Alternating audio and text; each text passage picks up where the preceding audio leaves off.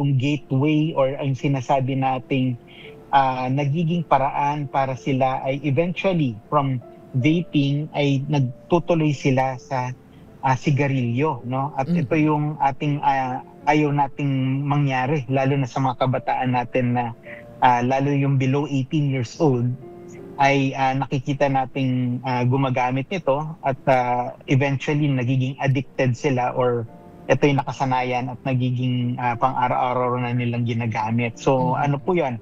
Yun po yung ano natin at challenge natin for no smoking month. And in terms of activities, nabanggit nyo na po kanina, Mhm. sinimulan natin ito sa pag-file nung House Bill 9603 Mhm. by Representative Crisal Lagman.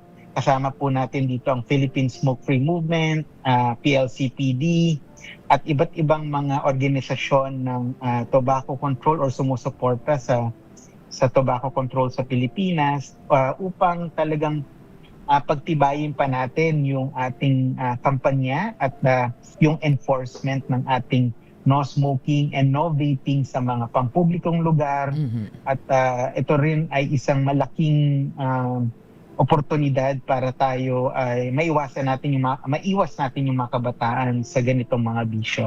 Oo. Sabi nga natin, Sir Ralph, ganito, dun sa paninigarilyo simula noon, 'di ba? I mean the tobacco kasi ngayon yung iba sa mga kabataan binabawasan nila yung tawag nito, yung mga sticks ng kanilang sigarilyo. Meron namang iba nag-shift into tobacco, 'di ba? Yung nakagawian ng ating mga senior. Tapos ang nakakalungkot nga, sabi nga natin, ay nadagdag pa yung vaping, ano? So vaping, Mm. sa kasalukuyan bang datos na hawak ninyo, sabi niyo tumaas, bumaba, I mean bumaba and then tumaas, ano, yung bilang. Mm. Sabi ko nung sinasabi mo bumaba, sana bumaba na ng tuluyan, ano? Kasi alam natin na ang Yes. ibig sabihin nun, nakikinig naman pala yung ating mga kababayan sa pag ang pinag-usapan ay no smoking. Oo. So, Mm. yung datos na yan, na sabi ninyo na tumaas, yan ba ay umabot na sa level na alarming, lalong-lalong pag-uusapan natin yung katumbas na sakit na nadudulot, no, ng paninigarilyo?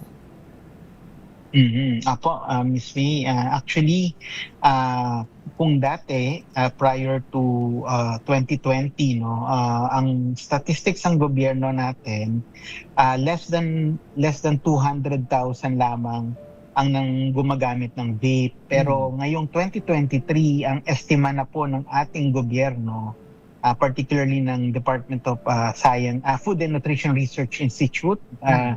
ang kanilang estimate nasa 1.5 to 2 million Oh, na mga kababayan na natin ang gumagamit ng vape. vape. Sabihin natin, hindi maliit lang na proportion yon. Ang punto natin dito, Ma'am May, Mm. lalo na kung pinag-uusapan ay public health, ay dapat ay maiwas natin ang ating mga kababayan from using yung ganitong mga produkto. So sinasabi Mm. kasi nung una, ito daw ay alternatibo sa paninigarilyo, ang Paninigarilyo, vaping. yes. Mm. Sabi kasi nila hindi daw ito nagsusunog ng Baga, tobacco or tobacco. nung dahon ng tobacco, 'di ba? Yun Aha. daw yung mabaho. Aha. Tama. Pero kung titignan po natin ang chemical or yung chemical katulad ng nicotine ay present din po sa vape, hindi lang sa Mm. sigarilyo. Mhm. Ang sigarilyo, alam natin sa siyensya, ano na talaga yon, it's cancerous and it's dangerous Yes. talaga, Mm. no? Yung Mm. vaping, they are saying na ito'y alternative. Hindi po totoo yon kasi may mga recent na mga independent studies na nagpapakita na ang vaping din po ay isang carcinogen or cancer-causing na produkto. So hindi totoo na ito ay safe or safer. At hindi rin po ito totoo na makakapagpatigil ito sa iyo sa paninigarilyo. Kasi yung iba, ang claim naman nila, bago sila tumigil sa paninigarilyo, magve-vape daw muna sila. Mhm. Ang hindi nila alam or napapansin din sa mga studies na nakikita namin ay yung kanilang pag-vape ay ito ay nagiging daan para hindi sila totally mag-quit sa paninigarilyo. So, kumbaga sa ang nangyayari sa'yo Nag-switch ay lang. nag-vape ka, Mm-mm. nag-switch ka. Oo, Or switch lang. dual use pa, oo. which is more dangerous, no? Oo, yun. Oo, yun ang nakikita ngayon talaga nung ating mga health expert na napaka-negatibong epekto ng sinasabi na at pinag-usapan natin ngayon. Hindi lang nag-switch, pareho pang ginagawa na. Actually, marami kong kilalang mga ganyan. Na sabi ko, naku, Unfortunately, no? napakahirap ng ginagawa natin sa ating kalusugan. But anyway, standby lang si Ralph ha, balikan po kita at pag-usapan na natin yung tinatawag na smoke-free and vape-free environment bill. So, okay. Saglit po lamang. Oras po natin, 30 minuto makalipas po 3:00 ng hapon.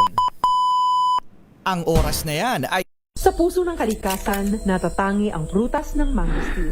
Ito ay nagtataglay ng antioxidant compounds na alpha, beta at gamma